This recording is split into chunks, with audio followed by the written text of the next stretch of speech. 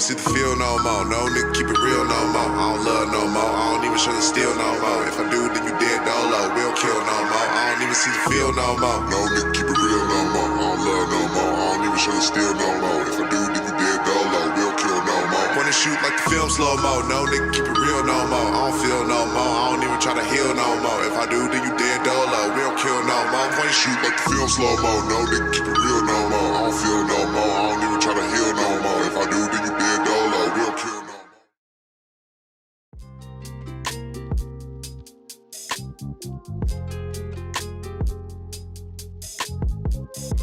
Turn my computer audio. I got you. How you feeling, brother, man?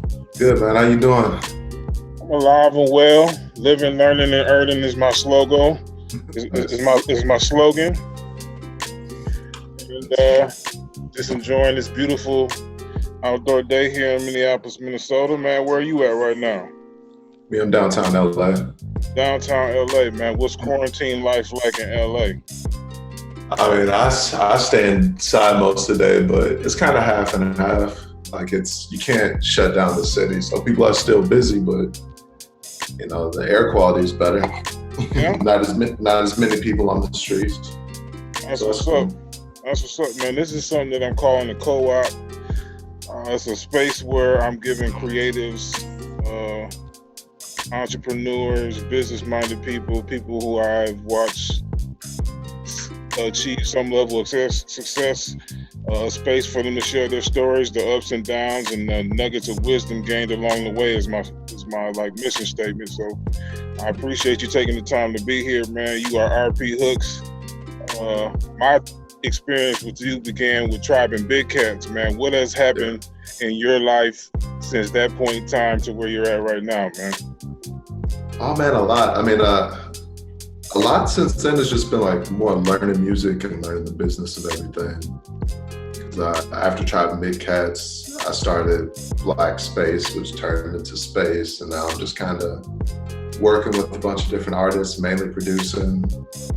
I am working on a solo project though, which is more of like a instrumental kind of album. So are you more producer than artist inspired right now? Yes and no. Like, I'm more kind of crafting my artistry. Like, my managers are really pushing for me to be an artist because they, you know, I'm talented at what I do. So I'm more just trying to figure it out. So it's not just like a rap album or an R&B album. It's kind of something along the lines of I could play it at big festivals or something like that, you know? Yeah. What inspired your transition to LA? Oh man, just getting a new scenery. Like when I was in Minneapolis, I wasn't happy, like in the least bit. Everything just felt stagnant, and I knew in order for me to grow, I had to just get out of the city, you know, just kind of expand my wings and get into a place that actually has an industry, you know. That's dope, man. Did you notice that your Minnesota work ethic worked in California? Oh, definitely. Yeah, definitely. Like a lot of the people I know that are actually from the Midwest excel a lot out here because it's all about work ethic. You know, it's all about who you know and if you can get the job done.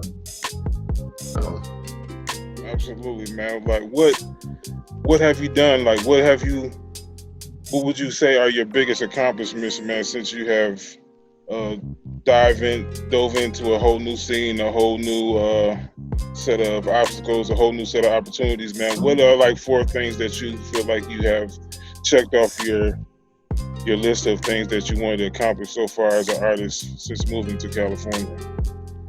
Oh, well, I mean... Talk about it too, man. You done did some spicy shit, man. So go ahead, man. Let people know, man. Don't fuck around, man. Let people know what you're doing, man. I've done a lot of when I first came out here, and like the whole first year was a complete journey because I came out here on a whim, didn't really know anyone.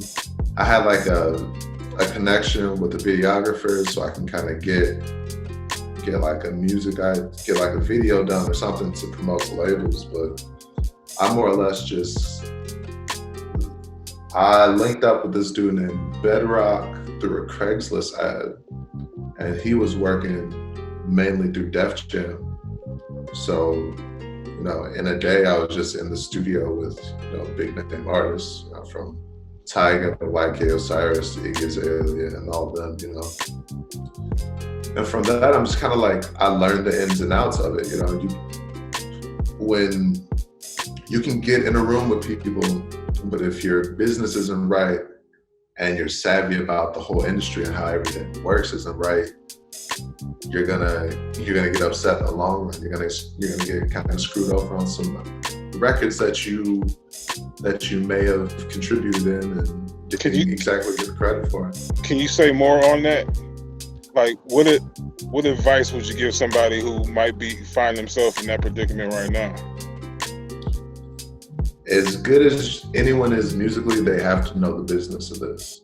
Like, they have to know the business of music because contracts are everything. And the last thing you want to do is get yourself into a bad contract. Like when I first moved out here, I signed a management deal with a pretty not too good of management, but the management was more with like Suge Knight's people, you know. And that kind of fell through, and all the promises that they promised fell through. So it's more of that, like don't get caught up in like the LA lifestyle, the cars and the glam and all that shit, you know, because it's easy to do that.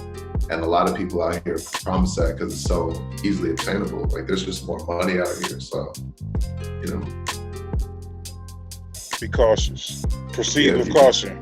Exactly. Not everyone's your friend, and it's you know, a lot of it is the same like back home. You know, you got to be cautious about who you run with there because there's a lot of people that want you because of what you can do. You know. Is there I know you've been gone for a little bit, man, but how do you see Minnesota musically, and specifically in the hip hop, R&B, pop genre going? What direction are we going? Are we going to be able to make a splash with multiple artists making a living from this, or do you think that people are going to continue to have an exit strategy in order for them to see the success that they feel they're deserving of? Well, I mean, there'll forever be an extreme, like the amount of creativity and like artistry in Minneapolis.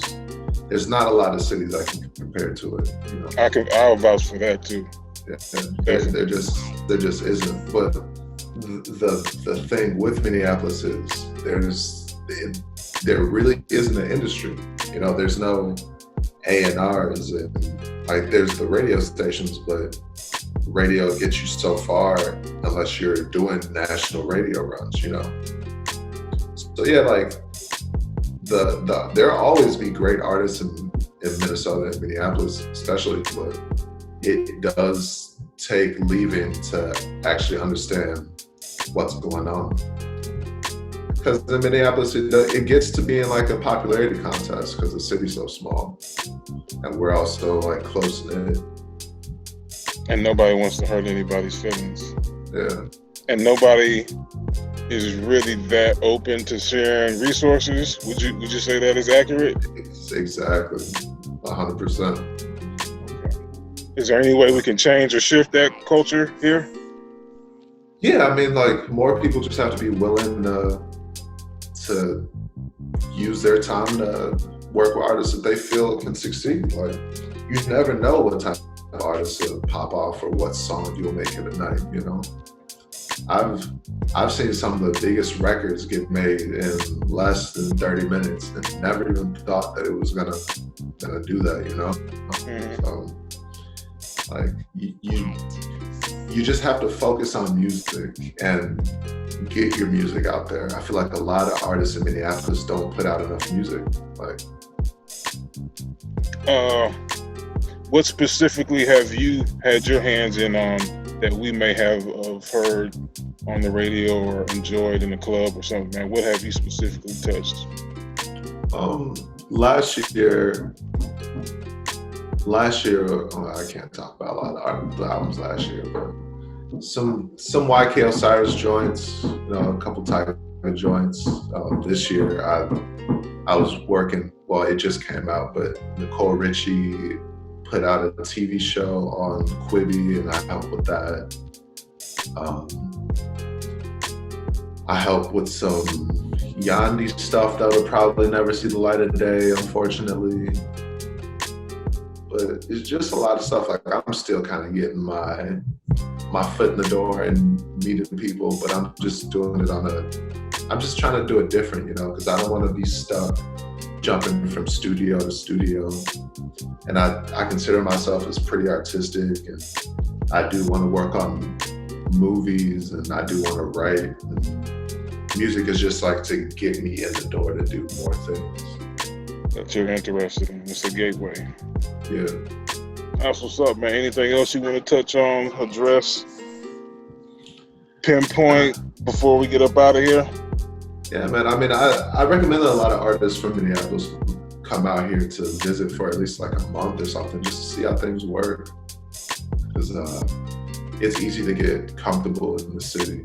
It's very easy to get comfortable in the city. Were there any fears in that you had to overcome in terms of relocating? Oh, 100%, man. Like, I moved out here with like 3 G's and 2 bags. I didn't know where I was going to stay. I just knew that I couldn't be in the city anymore because it was self-destructive. Like, I was getting into kind of a self-destructive mindset, and it was affecting my music. So, I mean, it's always creativity and music first if you're an artist. So just don't be afraid to try something new. Don't be afraid to completely be terrified. Sometimes that's the best thing that's gonna happen to you in life, Absolutely, man. Well, I appreciate your time, man. Where can people find you at? Got any music coming up that people should know about? Plug yourself up, bro. Plug yourself in real quick, man. I'm RP Hooks on all social media. I got a visual album called Blue Vinyl in the works. So that'll be popping up soon. Locally, I'm working on an album with Finding Novion. I'm working with Muja, True Blue, Mia Angelou. I'm putting out a beat tape. Just trying to be as busy as possible during the quarantine. Did a couple movie pitches to my management, like horror movie ideas that I've been writing and pitching to different studios and stuff. So being productive. Yeah, man. All right, man. Well, I appreciate your time, man. Yeah, man. Appreciate you. I don't feel no more. I don't even try to heal no more. If I do, then you dead dolo. We'll kill no more. Saw me with a grit like Kool-Aid. Always with me for my good days. High depression with my mood swings. That's my A1, not a new flame. Sell it to her, hooping no change. She would drive me to the next thing. Little burner from my brother Trey. Now I'm walking around like Luke Cage. Black Suburban licking both ways. Tinted windows with the chrome frame. Long waves from getting straight A's, not a group A. Play fake, always late. Name take, never choosing. Why? That's my deal. She was my hostess.